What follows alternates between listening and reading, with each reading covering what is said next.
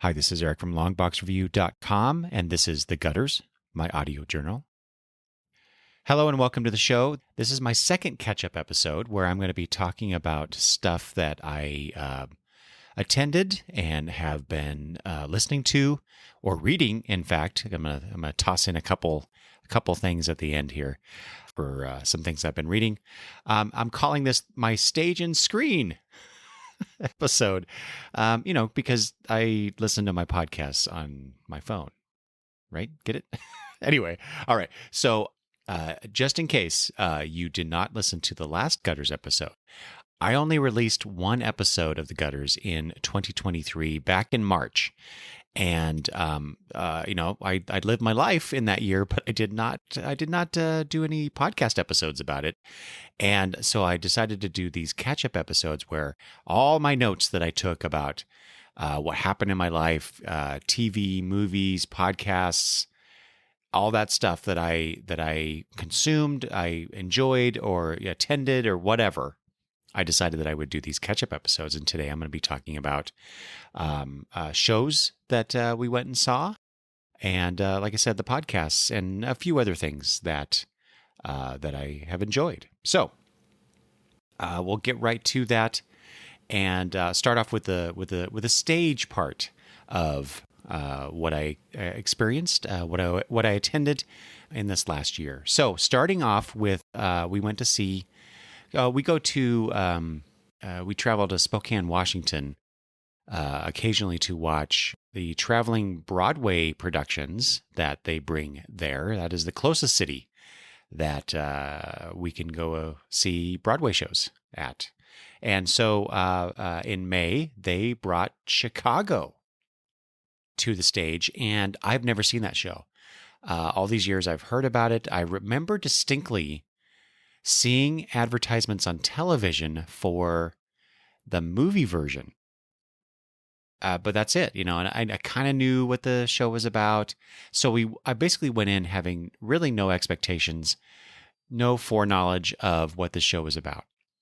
And go in there, and I am blown away with the production, the I guess the general creativity of the numbers and what they did. They had the band on stage because that played into some aspects of it, and then I really thought it was really good, and the numbers were really great. I was just one of those shows that I was very surprised about, and surprised at how much I enjoyed it, and just enjoyed how much I was surprised about it. And it's one of those shows where I could go see again and again. Unlike another one that I'll talk about here in a second. So I'm kind of going in chronological order here. So the next thing that we did was go to somewhere near Portland. I don't remember now where we went, but it was in June. So the next month. We did a lot of stuff like this, which is partially why I didn't really get around to doing episodes about these things, because we were constantly doing stuff every month.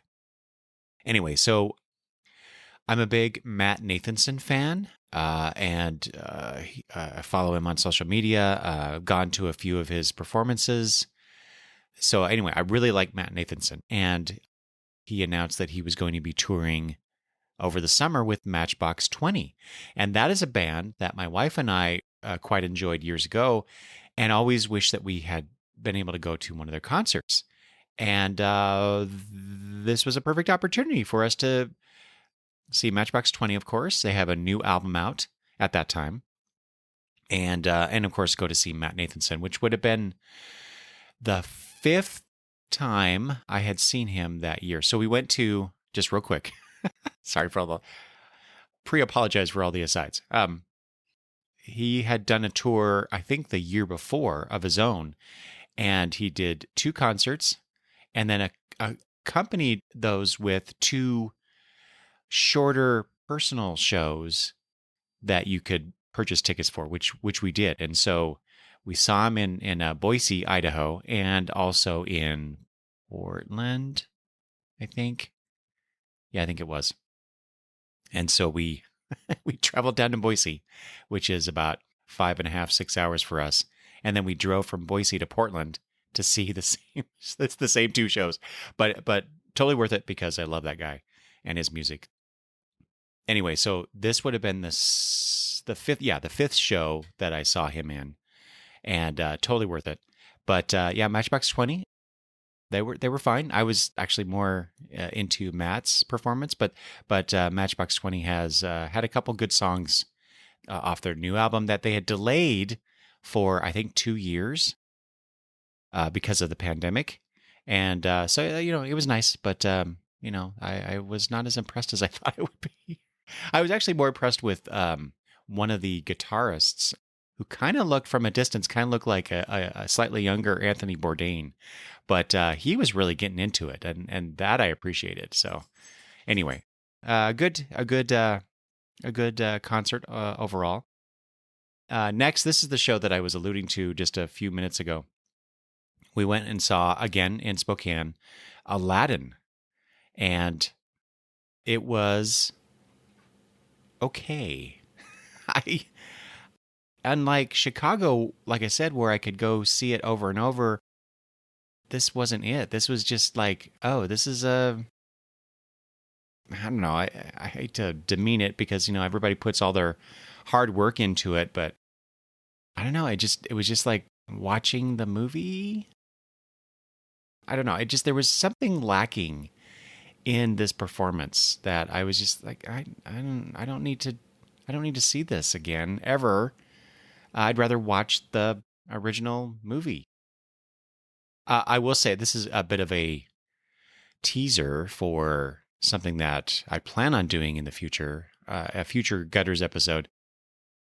We saw a version of Aladdin on a Disney cruise that we did back in at the time of this recording, it's early March 2024, and we went on a Disney cruise in February. And so they did a hour-long stage production of Aladdin, and I have to say, I kind of like that one better. Maybe because it was shorter, I don't know, but also because of the genie, the actor who played the genie on the Disney cruise version of it. The guy who played the genie on the Broadway production was good, was really good too. But I really like the other guy better on the Disney cruise. So I don't know. Take that as you will. Next up, did I say Aladdin was in July? So so far we've had a show every month, and that does not stop. In August, we traveled back we traveled to Seattle. So we went to Spokane, Portland area, Spokane, Seattle area. So here we are back. We're in Seattle in August to see Ed Sheeran. And Ed Sheeran is an artist whom my wife absolutely adores, and I have come around. I really like his music, and he puts on a hell of a show. And it was kind of like I talked last time about Taylor Swift's Eras Tour movie, and Ed kind of did the same thing where he did highlights from a bunch of his albums, and it was so much fun. It was in one of the sports stadiums there. I forget which one, and I was amazed at the sound quality in an outdoor stadium production. So I had a great time. We went with our daughter Brittany. She's like me, has kind of come around to being an Ed Sheeran fan, and yeah, it was a lot of fun to go to that. And then the day before that, Madison and I and my granddaughter Hadley, we went to a Mariners baseball game. So just the three of us, because, and I will probably never forgive my wife for this, but she had an opportunity to do one of those intimate shows with Ed Sheeran, but she could only get 2 tickets for some reason. And she she kindly offered it to me, but Brittany really wanted to go. And So I said, you should go with your mom, and I will forever regret that, because then my wife came back and told me what a great show it was. So anyway, but I still had a great time with Maddie and Hadley at the baseball game. Not a particularly big baseball fan, but every time I've gone to a baseball, professional or even semi-pro baseball game, I've enjoyed it. It's fun to sit there and watch the game, and it's not like watching it on television, which I find quite boring when it comes to baseball. Unlike rugby, which God, I love that game. Anyway, so we did that in August. That was a lot of fun. Now I skip ahead because the autumn months and into the winter, we didn't really do anything, which is probably a good thing. But in November, we travel back to the Portland area to see the Jonas Brothers in concert. And my daughter Brittany is a huge Jonas Brothers fan. Hadley also now loves the Jonas Brothers. And so we all went together to see the Jonas Brothers. And just like Ed and just like Taylor, the Jonas Brothers were doing song selections from, or were they doing, I thought they said they were doing all the songs from their albums over the years. And some of them were just like, real short, like mashup or compilation type things where they would sing a little bit of one song and go into the next thing. Anyway, they did that. And my daughter, who, like I said, loves Jonas Brothers, was like, they're just copying Taylor, which I could see totally.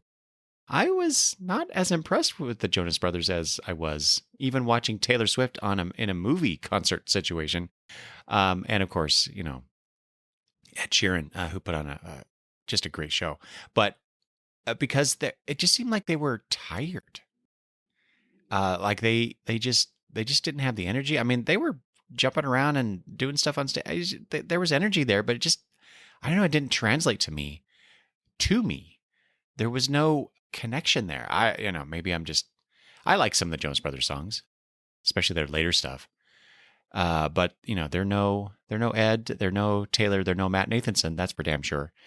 But it was fun to be there with my daughter and granddaughter, who actually, I think, is this the one? She basically, yeah, she crawled up into my lap and fell asleep for much of that concert. Which, or was it the Ed Sheeran one? I forget now. No, it wasn't, because I was up dancing at the Ed Sheeran one, the Jonas Brothers one. So, which really irritated my daughter. But it was nice because I got to hold my granddaughter for a good 2.5 hours. Let's see here. What else do we do? Oh, and then I think the next night, or maybe it was the night before. I think it was the next night. We took the kids to a Disney on Ice production, and that was the first time that my grandson Hudson had seen something like that. And so, I'm sitting 3 or 4 seats down from where the kids are with my daughter and her husband, and I think I watched about half the show because most of the time I was looking down the aisle to see the reaction of the kids of everything that was going on, and it was fine. I give it to the performers of these on ice shows, because they got to ice skate around and also pretend like they're singing because they're not singing, and just they have to perform. But it's again, I don't want to disparage, but it's just kind of lesser than, like, say, a musical where people are singing and dancing and all that stuff and acting. So anyway, it was still a nice time. Later that month, or maybe I'm getting this mixed up. I can't remember, because we did 2 things in November. I think I got these switched around. Anyway, it doesn't matter, because we went to Spokane in November, and because during this season they advertised Les Mis. And a bit of history here. My daughter, when she was in college, she had to go see certain performances and then, write papers about them, right? That was part of her major, because she studied musical theater. I think she was only one of two people that actually graduated with that degree after they offered it. They quickly took it away for some reason. Anyway, so they were playing the 25th anniversary concert special in Spokane one night, and I took her to that so that she could watch it, do her thing. I had no expectation. It was kind of like the Chicago situation, where I knew vaguely about Les Mis, and I think I maybe knew one or two bits of songs before I went to see it. And I was blown away by this performance and the music and the story. And I bought that soundtrack. Well, actually bought the 25th anniversary soundtrack wasn't available. So I bought the 10th anniversary one, and then also bought the 25th anniversary DVD of the 25th. And I just love that show. And I've always wanted to see the actual musical. And here it is coming to Spokane. And I'm like, I am going to this. I don't care what happens. And so we did. And unfortunately, my wife, and she was sick and could not attend. But Madison and I went to see it, and I cried. It brought tears to my eyes at a couple points. I was just so wrapped up in it. Yeah, I just love that show. I could go. That's one of those shows that I could go see again and again, like Wicked or Chicago. So yeah, that was a highlight up to that point for sure. And I will not say that Facebook is never good for. I will not say. Am I doing a double negative here? I will not say that Facebook is not ever good for anything. Ooh, that was a poorly constructed sentence. Because through the magic of the Facebook algorithm, my wife found that locally there was a show coming, and it was called A Celtic Christmas, and it was basically this Irish trio called Everdream was touring the area, and they came to do traditional Christmas songs, and also some other selections that they like to perform. And not only did they do that, but they had costume changes, and which was delightful. And they gave us a bit of Irish history every once in a while, and they were just delightful just to listen to. Not even when they're singing, but that was, to me, that was kind of the opening of the Christmas season. And I've talked about this before, but I have a really hard time in December for various reasons. I think I have a whole, not a whole episode, but I think it was 2022 December timeframe. I don't remember when I actually released it, but I talk all about that. But that was kind of like the kickoff to the Christmas season, and it kind of raised my spirits a little bit. In fact, if I ever have an opportunity to go listen to them again, I certainly will. And then I'm gonna mangle this horribly. Piece de résistance. No, is that even right? The right phrase? Anyway, the granddaddy, the great show that I really wanted to see this year. So same situation with Les Mis. They announced it for the season. They also announced coming to Spokane, To Kill a Mockingbird. Aaron Sorkin's To Kill a Mockingbird, starring Richard Thomas of the Waltons fame. And he was also in the original It movie as well. So, To Kill a Mockingbird is my favorite novel of all time. I've read that, I don't know how many times. Probably not as many as what I just said suggested, but I've read it several times over my lifetime since high school. And read it last year sometime, I think. No, maybe 2 years ago, when Madison had to read it for school, and I read it with her. We were reading along together, and then we would talk about it. I did that with Frankenstein this last school year, and oh boy, did not like Frankenstein. Anyway, back to Kill a Mockingbird. So I go to this. It's Aaron Sorkin. I freaking love Aaron Sorkin's writing. The West Wing is just one of the best shows ever produced. And so I was really curious how they were going to adapt that novel for the stage. And they did a damn good job. Scout was delightful. Jem was also delightful. I was trying to think of a different word, but they provide the framing sequence to the whole thing, and they provide some explanation, during scene changes and whatnot.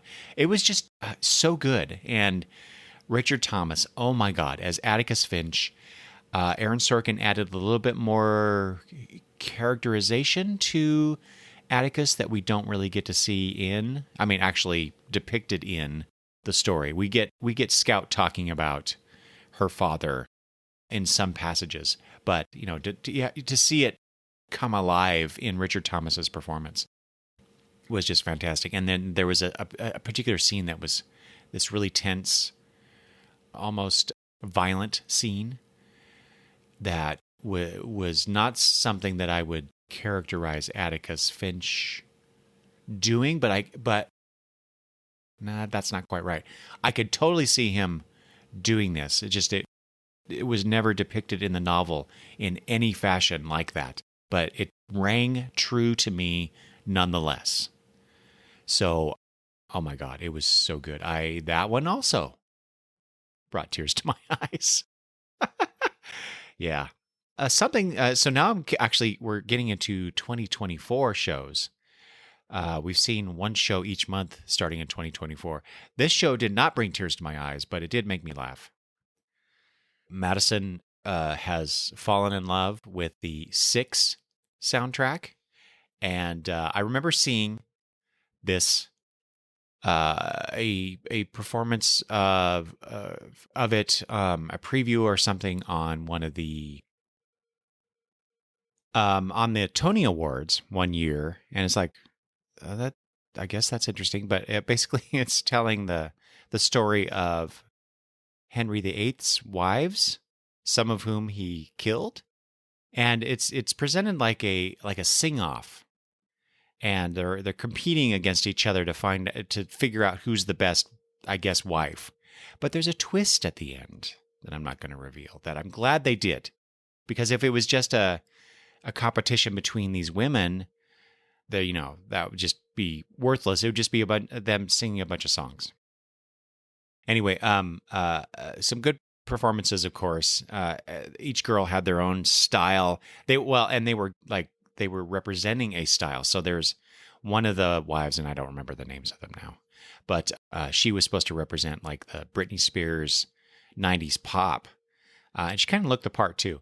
And I think that was the one that I think was the most funny, or the funniest one. She had the most comedic elements about her performance. So that was enjoyable. It was only 90 minutes because, it's presented as a concert, which that was new to me. I never have experienced a quote unquote musical done that way. But anyway, it was a lot of fun, but not a show I need to go see again. Next up in February was Stomp, and that was a show that my wife and I have been wanting to see since I think the late 90s or something. And finally, we're going to go. There's something happened in February that I'll get to in the next Gutters episode that impacted us. I'll go into more detail then. But I was just not feeling going. But Madison was really looking forward to it. Again, Kitra was sick. It was the after effect of the thing I'm going to talk about next time. And so she didn't go. So just me and Madison again. And boy, am I glad that I did. Because that was, let's see, looking at the list of shows. So To Kill a Mockingbird, Les Mis, and Chicago. All great shows. This is, I would put that under Chicago at the bottom of that list. But that's a top tier list. So lots of fun, very entertaining. so imaginative in and creative in how they made music and provided entertainment. Comedy, even there was a few times, mostly with one of the actors, performers.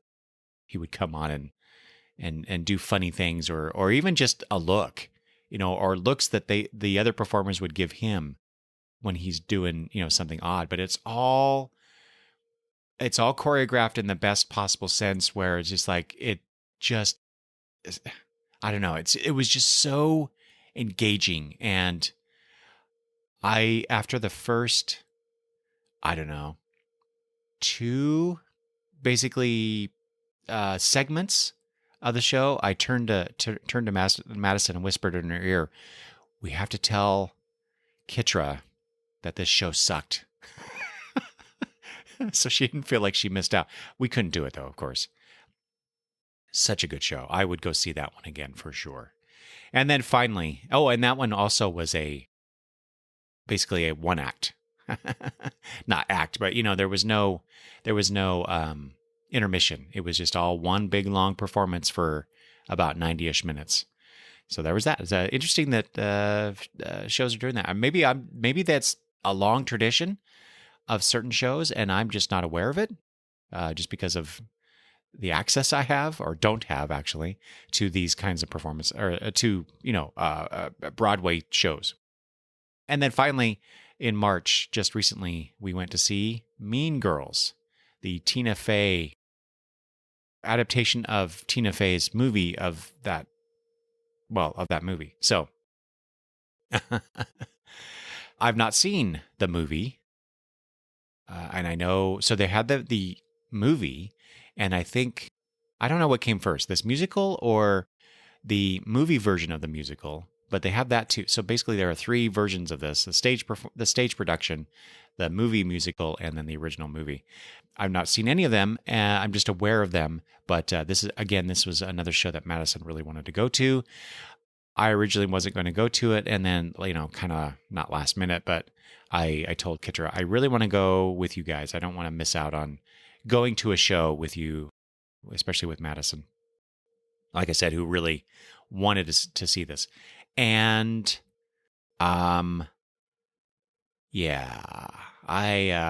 this was, out of all the shows that I've seen in this last year, this was the bottom of the pile. There was some good moments. I think there was a problem with the sound. They actually got started 15 minutes late because they said there was some sort of issue. They didn't identify what issue it was. But everybody was too loud in their singing. I don't know if they were singing too loud or the audio was just not great, or I don't know what it was, but something was off. But I mean, that aside, it was still, I don't know, it was kind of like the Aladdin show. I just wasn't feeling it. I didn't have that connection to it. It was all surface level. I described it this way to someone afterwards. I said it's like watching it had the depth of an SNL skit. I did not enjoy it, so, which is unfortunate because it has a really good message for younger people. Well, anybody really, but we get people in school, in high school and whatnot. So I don't know. Anyway, glad to have that behind me. I never will watch that again, and I probably will.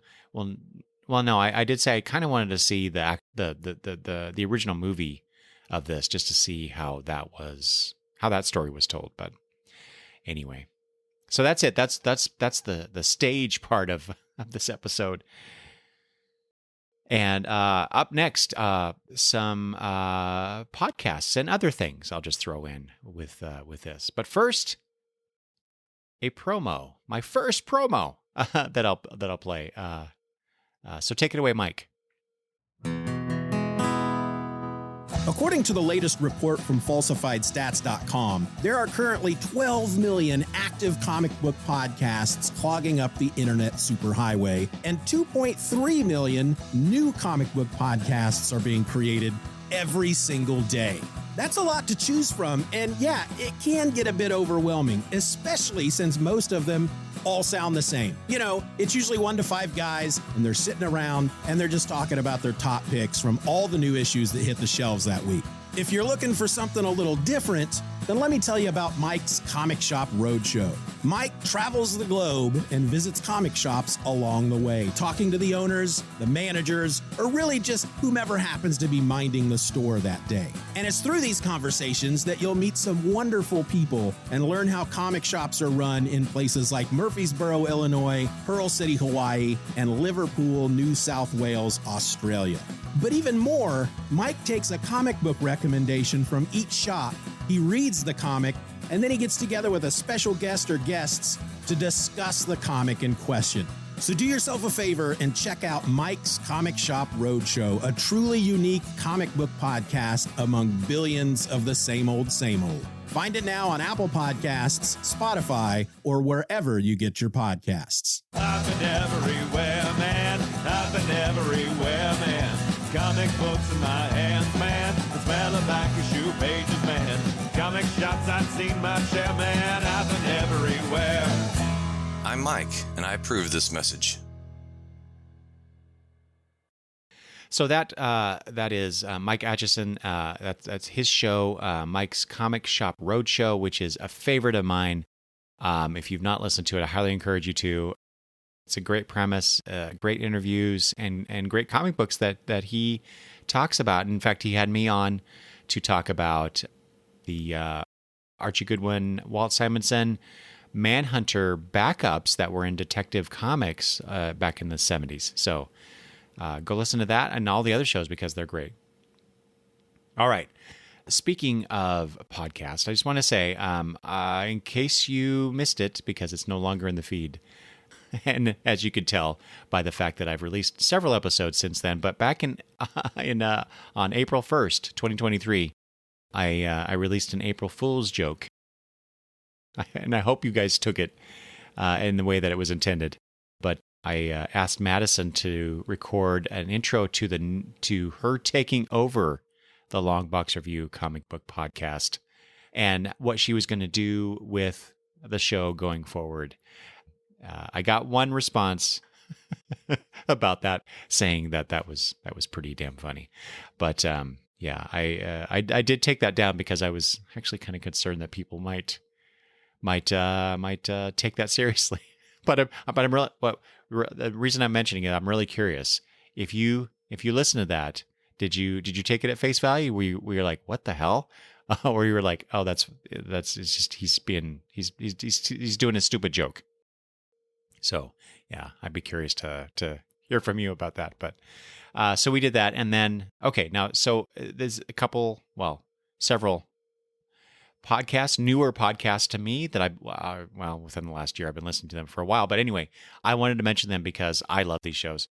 The first one of which is called Sherlock Co, which is a production. Let's see here. Yeah, so this is the description of Sherlock Co. This is from Goal Hanger Podcasts. In case you're having trouble finding, I don't know how many Sherlock podcast titles are out there, but anyway, this is the description of it. My name is Dr. John Watson, once of the British Army Northumberland Fusilier Regiment, now a true crime podcaster based in central London.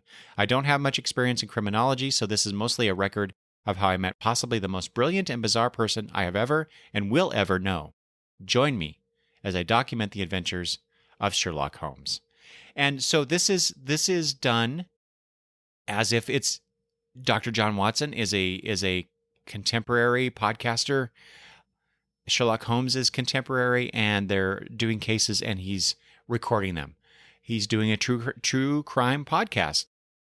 I love it. It's not just the performances are great. Everybody involved, especially John Watson. He's such a lovable kind of loser type of character. this show, to me, rivals the Sherlock episodes that, or movies that Benedict Cumberbatch did with, oh my gosh, what's his name? Oh, Martin Freeman. Yeah. It's almost like those two are doing this show. The voices are somewhat similar, but I enjoy the podcast more than I think than those specials that they did. And yeah, it's just a lot of fun. Usually each case is like 2 episodes. They're about 30 to 40 minutes usually. I think at least one was a 3-episoder. But yeah, every week they get released every Monday, I think. I look forward to that, and I wait until I get the 2 episodes. I download them. They go to the top of my list every week, and I listen to those. I end up inevitably laughing at every episode. Something in every episode, or at the very least, it brings a smile to my face. I'll be listening to it at work. And I'll go get get up and go to get a coffee or something, and I got this stupid smile on my face, and I sometimes I wonder, if people see me, they're like, what the hell is he doing? So, but totally a great show. You should listen to it if you are into, 1, great performances, or 2, Sherlock stories, or yeah, just great podcast. So there's that. And then next up is a somewhat newer show to me too. It's called The Iron Age of Comics, and I don't know how I discovered that one, but it's a great comic book podcast. Let's see here. The Iron Age of Comics, a critical reevaluation of comic books from about 1985 to 2000, including, of course, the boom and bust of the 90s. Go beyond the chromium covers and grim and gritty cliches for a deeper look at one of the most divisive periods in comics history. Hosts Justin and Jim share context, commentary, and a few laughs on the first and third Wednesdays of each month. These guys are very knowledgeable and articulate comic book commentators, and it is worth your time to go listen to the Iron Age of Comics. Let's see. They did an episode on The Crisis, Dark Knight, and Watchmen. They stopped doing like all these conglomerations, and then like the Man of Steel, Green Lantern, Emerald Dawn, Batman Year One, Wonder Woman, Gods and Mortals. So they started looking at more contained one bit of stuff, but they contextualize it within the larger comic book history or comic book relationships, things like that. So really great stuff. Thunderbolts, they did a thing on Thunderbolts. Animal Man, by Grant Morrison and company. So yeah, just a lot of great episodes. They have like about 35 episodes in their feed right now, but highly encourage you if you like listening to smart people talk about comic books smartly. So there you go. Unlike this show. And then I was listening to, because they were focusing on the series Kingdom Come, but A World on Fire, an All-Star Squadron podcast. And so they were looking at those 4 issues of Kingdom Come.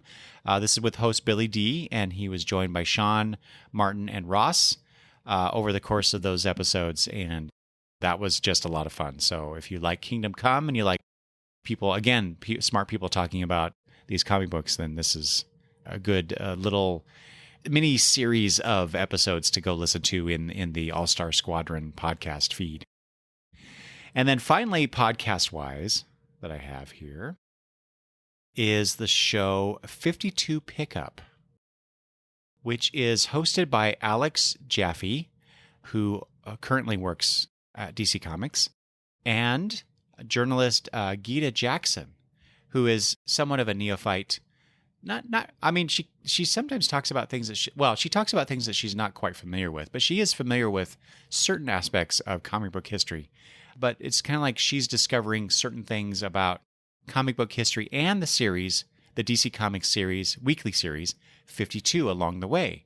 So that's kind of fun to listen to that. And she helps to ground the show and contextualize it a little bit. And Alex is there to fill in the gaps for sure. Anyway, the description of this show is, it's about the most important comic of the 21st century. You be the judge. And the greatest series you've never heard of, which I don't know. Maybe. Each week, Gita and Alex read and explore an issue of 52, the 2006 exploration of the DC Universe by a legendary team of talent that shaped everything that came after it. And that's probably the most important thing. But having done, if you are aware, if not, I'll tell you anyway. But within the last 2 years, I did roughly weekly posts at longboxreview.com about the 52 series. I reread it and blogged about each issue. And then this podcast came out. I'm like, oh damn, it's too bad I didn't wait, but whatever. This show goes into so much more, and Alex provides a lot of like kind of some background information. Sometimes he's able to ask certain people involved, or was peripherally involved with the series. So that's really cool to get that perspective. And so that's just been a lot of fun. It's not just about 52; it's about comic book history at that time and even before that. Just lots of stuff going on with that show, and I really like the hosts. And it's just a lot of fun. You should listen to that show as well. All right, not a podcast per se, but I listened. I finished not too recently ago, or not too long ago. That was weird. The audiobook from Audible called Third Eye, and this was written and starring Felicia Day. And when we went to Rose City Comic Con, believe I talked about. Yeah, I'm certain I talked about this on that episode in the comic book feed.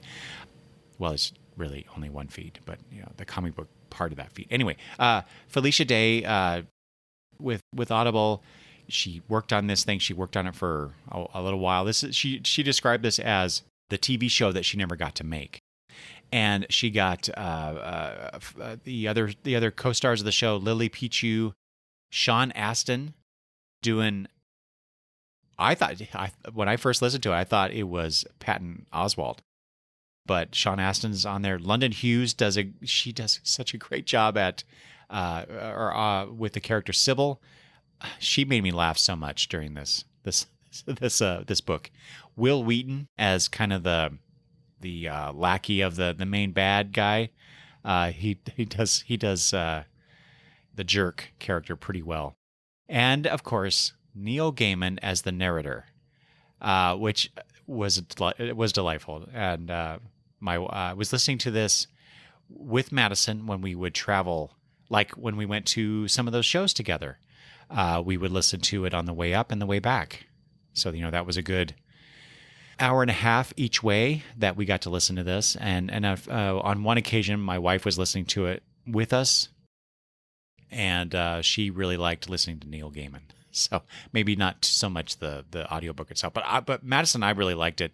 It's a fantasy story about, it's like the Chosen One. It's like taking the Chosen One and turning that trope on its ear, because the Chosen One fails in her mission and the bad guy wins. And this is the story about what happened to the Chosen One afterwards, and some magical stuff happens that basically gets her involved in essentially I want to say, is this mischaracterizing it? A coup. So we'll see.